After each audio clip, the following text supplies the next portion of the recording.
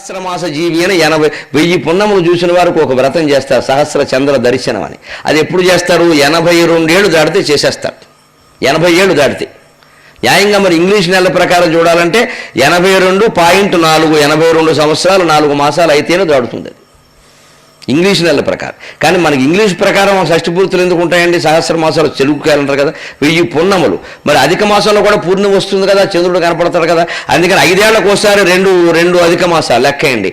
80 ఏళ్ళు బతికాడు, 5 అంటే 16 ఏళ్ళు 32 మాసాలు అంటే 3 ఏళ్ళు అయిపోలా.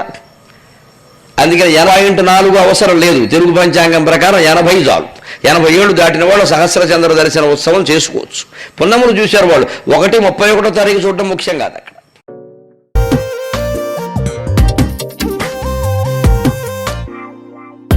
ప్రతిరోజు పండుగ రోజే సరదాలు తోడుంటే, ప్రతి ఋతువు పువ్వుల ఋతువే చిరునవ్వు పూస్తుంటే, మదిలోన ఆనందాల మెరుపులు మొదలైతే, ప్రతి చినుకు తేనేలే బ్రతుకంత తీపేలే, ప్రతి మలుపు మమతేలే కథలెన్నో మాతో కదిలేనే.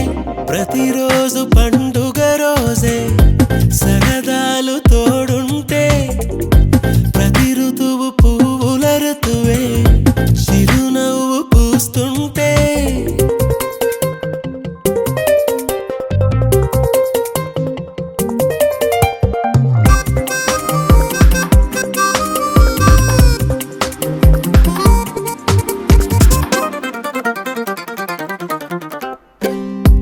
ఇంటి పేరు ఉల్లాసమే, సొంత ఊరు సంతోషమే, కంటి నిండుగా కలలుండగా చేరదంట కన్నీరే.